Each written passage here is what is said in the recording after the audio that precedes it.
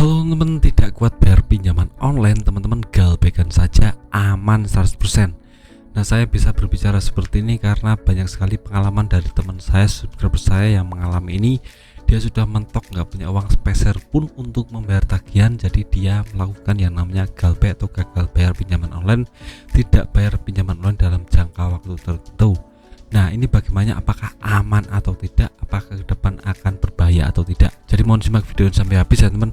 Nah, yang pertama teman-teman harus tahu jika pinjaman online itu akan melakukan berbagai macam hal. Jika teman-teman sudah melakukan galbek atau gagal bayar pinjaman online, itu termasuk resiko ya teman, dan saya sudah bahas di video-video saya yang lain tentang resiko-resiko ini.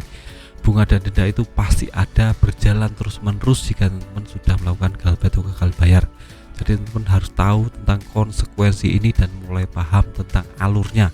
Jadi tidak perlu cemas, tidak perlu khawatir, ini cuma masalah gagal bayar pinjaman online. Jadi teman-teman harus yang namanya mindsetnya ditata terlebih dahulu.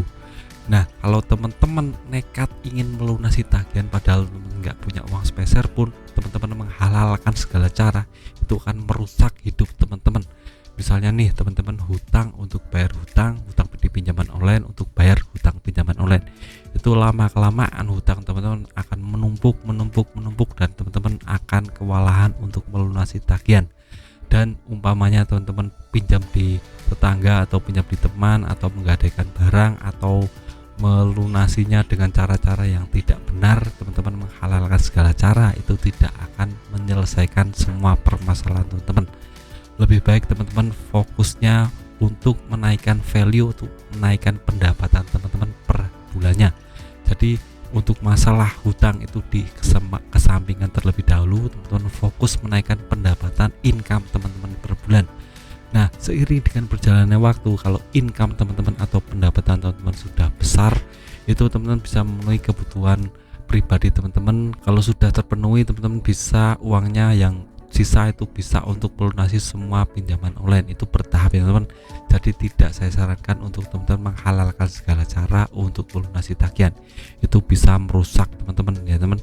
Karena umpamanya kita pinjam 1 juta, bunganya 1 juta, 2 juta. Kalau kita nyicil terus, kalau umpamanya kita pinjam di pinjaman online ilegal, itu tidak akan ada habisnya. Kalau kita melunasi langsung ditransfer lagi, melunasi langsung ditransfer lagi, itu akan membuat kita stres sendiri dan hutangnya tidak akan lunas terus menerus. Jadi kita akan terbebani dengan ini semua dan membuat kita stres, membuat kita frustasi. Jadi saran saya, kalau sudah pinjam di pinjaman online atau terjerat pinjaman online, stop bayar tagihan terlebih dahulu, teman. Fokus menaikkan pendapatan saja ya teman. Dan saran saya, semoga teman bisa langsung praktekkan dan bisa mendapatkan hal yang lebih baik ke depan. Jangan pernah menyerah tentang masalah ini, berpikir positif, terus melakukan kebaikan dan mindsetnya ditata. Jangan sampai melakukan hal-hal yang bodoh, karena banyak sekali orang yang sampai bunuh diri, sampai melakukan sesuatu hal yang merugikan diri sendiri dan keluarga. Itu tidak saya sarankan, dan teman-teman harus jauh-jauh dari itu ya teman. Berpikirnya teman-teman cuma masalah hutang ya teman. Jadi kalau ada uang langsung dibayar seperti itu saja. Jangan pernah berpikir terlalu dalam dan malah bisa menghancurkan diri teman-teman sendiri. Nah, sejak video singkat dari saya, semoga teman-teman bisa terinspirasi dan bisa mengambil manfaat dari ini. Jangan pernah menyerah, saya akan terus kawal teman-teman agar lebih semangat dalam hidupnya. Sekian video dari saya, semoga bermanfaat. Tetap semangat, kehidupannya lebih baik.